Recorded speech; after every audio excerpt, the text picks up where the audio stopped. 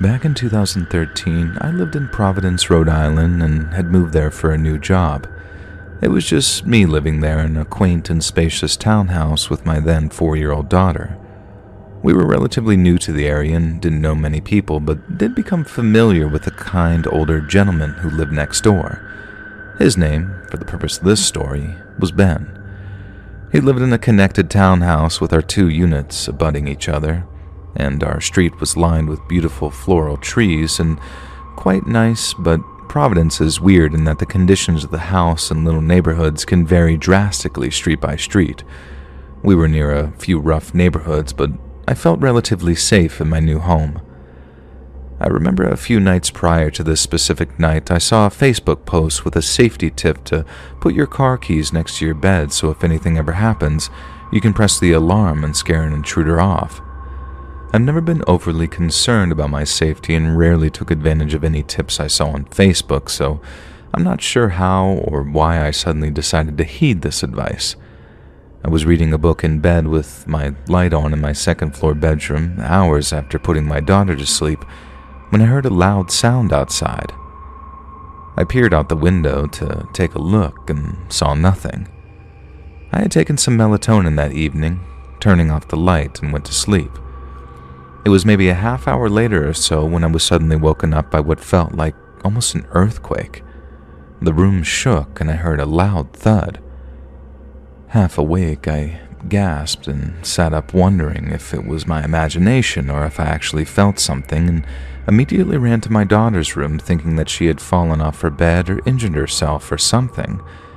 As I swung her door wide open, there she was, sleeping soundly and sweetly, and I was confused.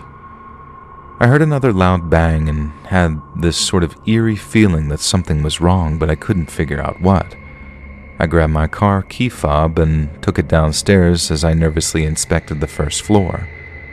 I swore to myself that if I heard one more sound, I would press that alarm just in case, but I didn't. It was silent after that. I returned to bed and took a while to fall asleep again, but soon shut my eyes. The next day went on like any other day when I noticed a friend of mine had repeatedly called me in the afternoon, and I picked up my daughter from preschool and called the friend back. "Did you hear?" he said. "No, what?" "News outlets were mobbing your street about an hour ago, and the news trucks were even in your driveway." And I sat silent, confused. "3 men broke into your neighbor's place last night, tied him up at gunpoint, and stole thousands of dollars worth of items, and took off with his car." I immediately fell to my knees and began sobbing. I had heard it all happen, and I almost pressed the button. I almost, but I didn't. I sobbed and felt completely unsafe. I asked a friend to come over for the night to stay with us, and it wasn't until the next day that I got the chance to speak to Ben. Ben explained the whole story and told me the cops wanted to talk to me so I could share what I had heard and experienced. He said the men smashed the window in his basement and entered through there, the sounds that I heard before going to bed. Apparently the timeline suggested that they saw my light and me peering out of the window and waited 30 minutes or so until my light was out to enter the premises. They didn't realize that he was home, and since he had gone to bed early that night, it was suggested that they cased his place beforehand. He had been asleep when one of them started rummaging through his things upstairs in his bedroom, which was directly on the other side of my closets, separated by a shared wall. The sounds and vibrations I heard were apparently the intruder knocking him down after realizing Ben was there. The intruder cupped Ben's mouth, threatening to kill him if he made another sound. And this explains why I heard nothing further while I was investigating afterwards. After they tied him up, he remained restrained for over 12 hours and eventually broke free before calling the police. I broke down and apologized to Ben profusely, explaining what I had heard. He simply replied that while he was tied up, all he could think about was how glad he was that it didn't happen to me and my little girl. I honestly don't know how I would have coped if my daughter and I had experienced that level of trauma firsthand. Ben seemed to be okay, considering everything, but it took me a long time to feel safe again and to let go of the guilt. They never caught the men, and I ended up ordering a taser, which is illegal, and some mace. And for the first time, I even considered getting a gun, but I decided against it. Thankfully, I haven't experienced anything close to that since, and sincerely hope I never do. I'm glad Ben was ultimately okay, but next time, I'll listen to my instincts.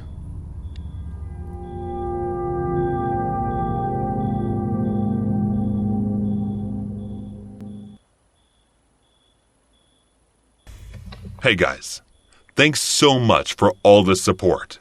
If you haven't subscribed to the channel yet, please feel free to do so.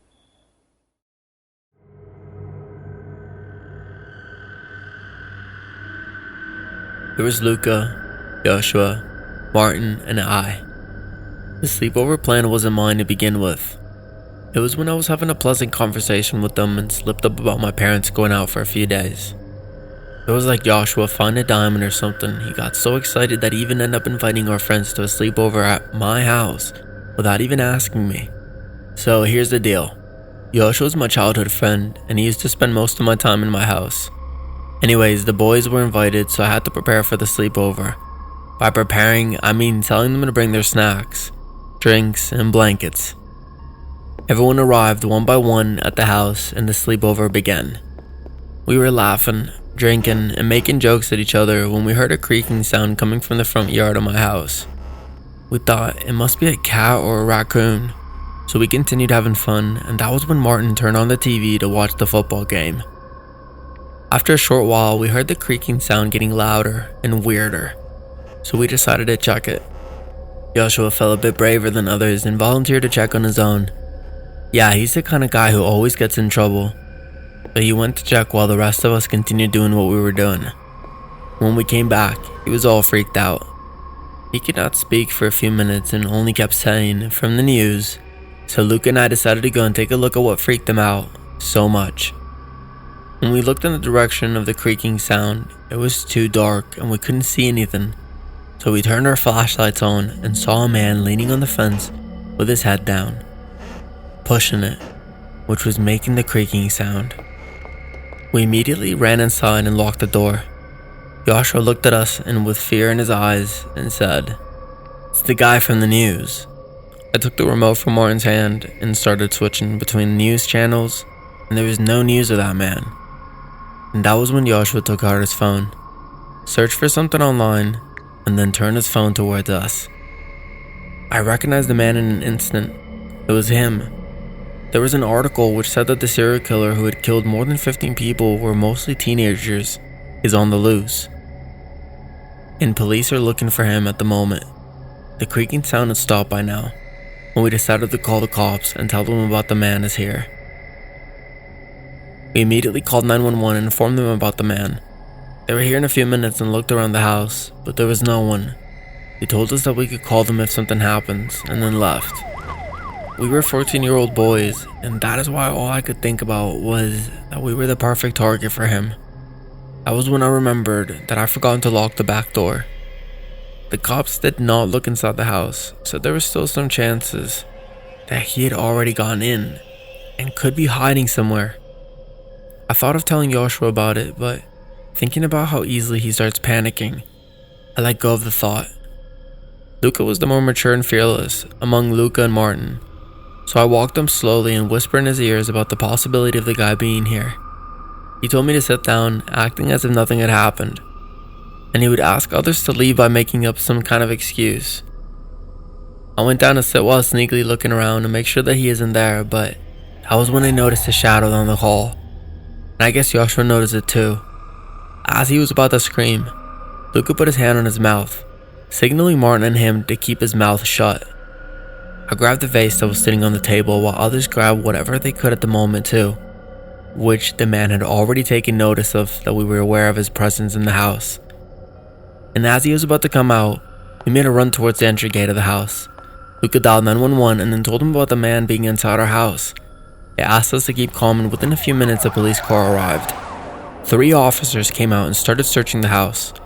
As they found the man, he attacked one of them with a kitchen knife and ran towards the back door. One of the officers called for backup and started chasing him, while the other one took the injured one to the car to first aid him. They asked us to call my parents and inform them about the situation, which I did. After hearing that my parents were extremely worried about us, they told us to stay over at Joshua's house, which was only a few blocks away. The backup cops arrived at the location and they started searching for the man near the house and in the area. We walked to Joshua's house while being extra aware of the surroundings because he could be anywhere. But thank God that we did not encounter him on the way. Joshua's parents were already aware of the situation by my parents, so they let us in immediately and locked every entry or exit door of the house. The next morning, I was hesitating to leave from my house. But then I heard on the news when Joshua's dad turned on the television that the serial killer was arrested last night after a handful of struggles. 2 officers were seriously injured by his attack, but now he's locked in prison for further proceedings. We all took a sigh of relief and headed for our homes. When I reached my house, the first thing I did was lock the back door. And then went ahead to my bedroom to get some sleep since none of us got any last night.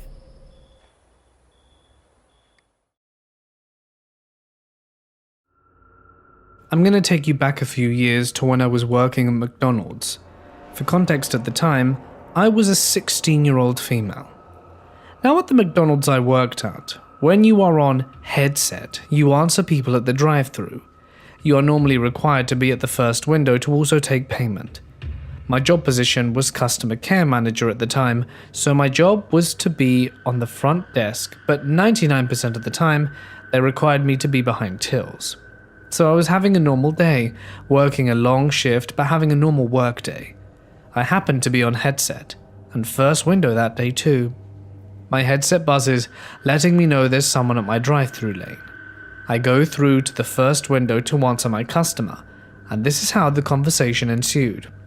"Hello, welcome to McDonald's, what can I get you?" "Oh wow, you got a beautiful voice."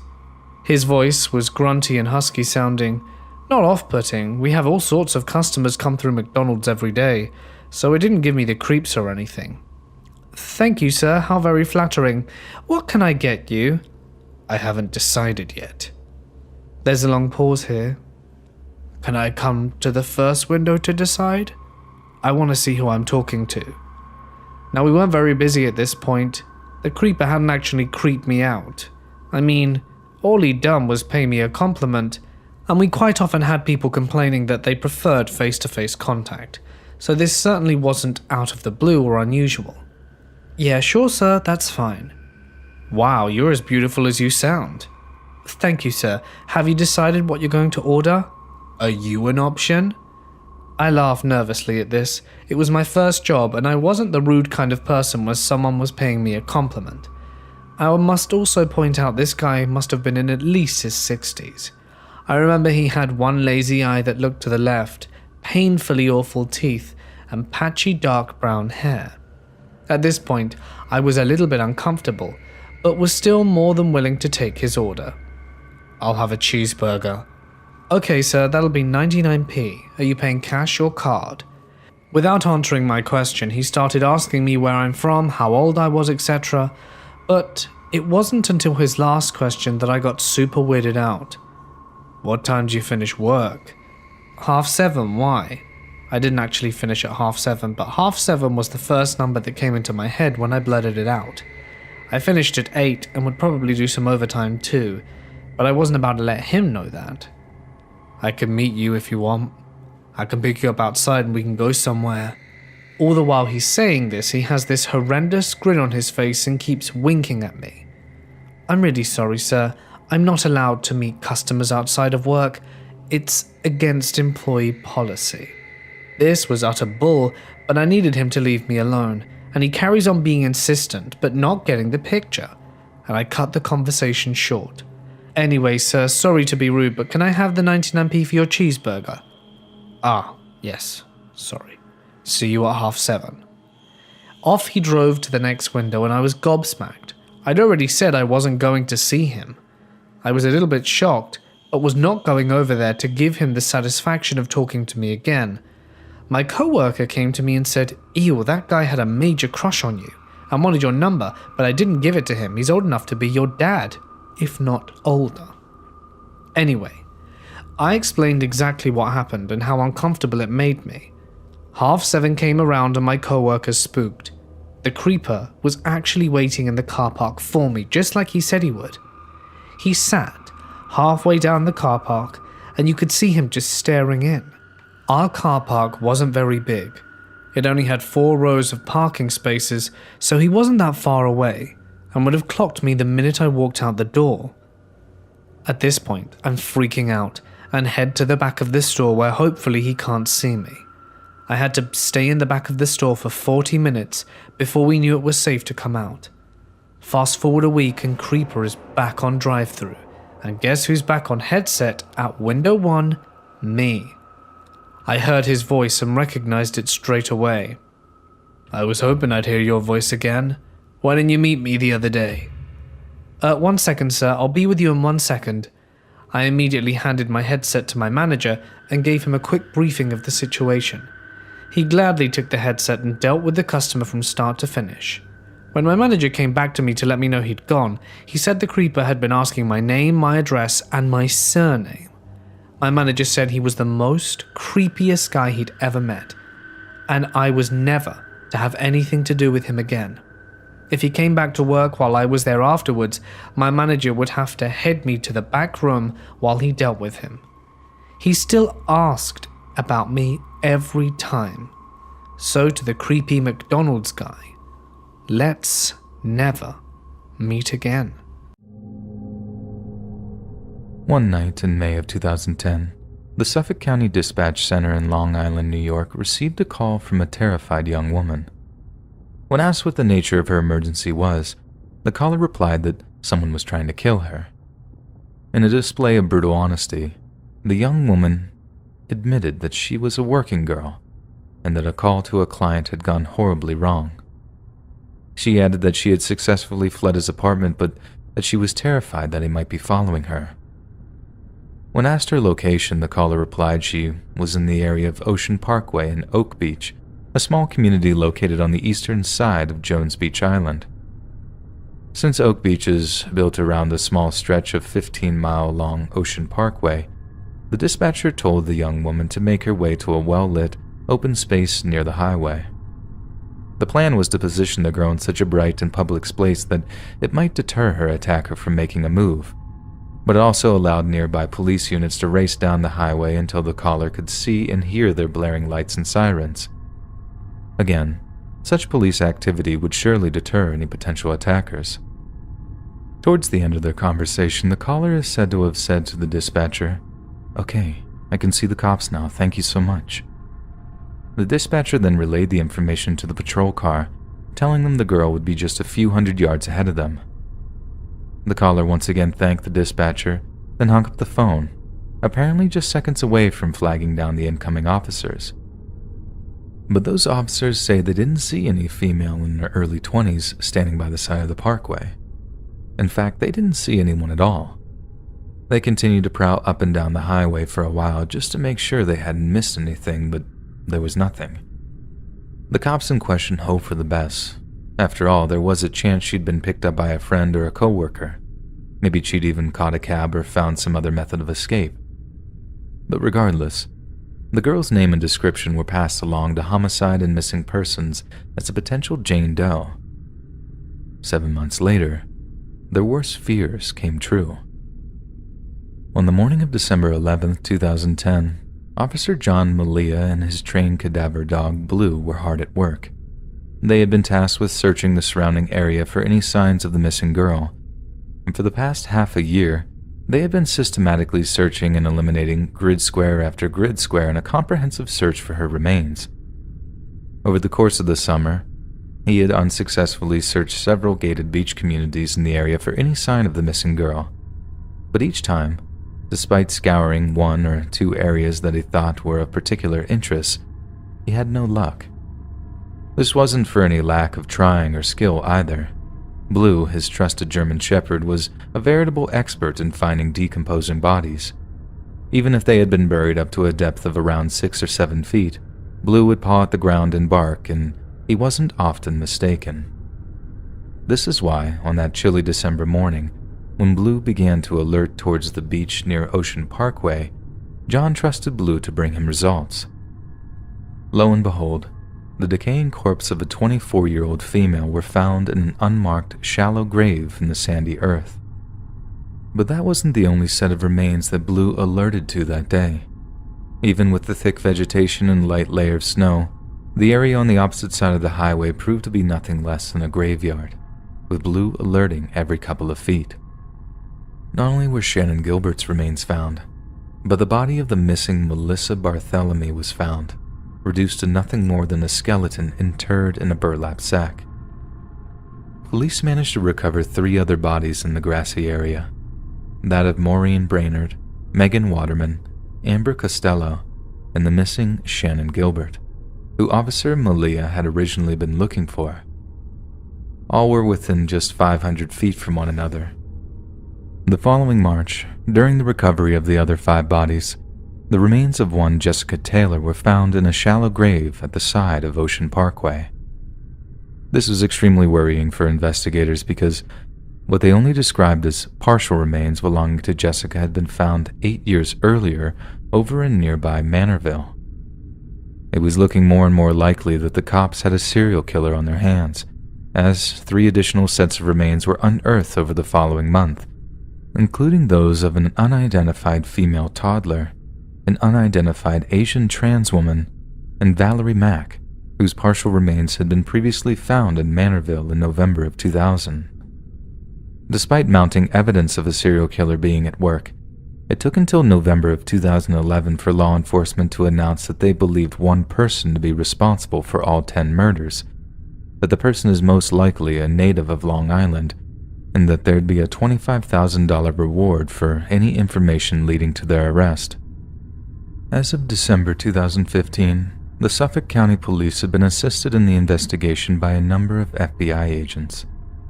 The FBI stepping in was preceded by the disturbing revelation that former Police Commissioner James Burke had been blocking FBI involvement in the so-called Long Island serial killer murders, and had been doing so for years.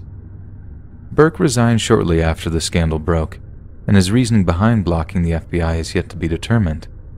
But the fact that a man so high up in the police hierarchy could deny such cases of vital material and human resources is deeply confounding.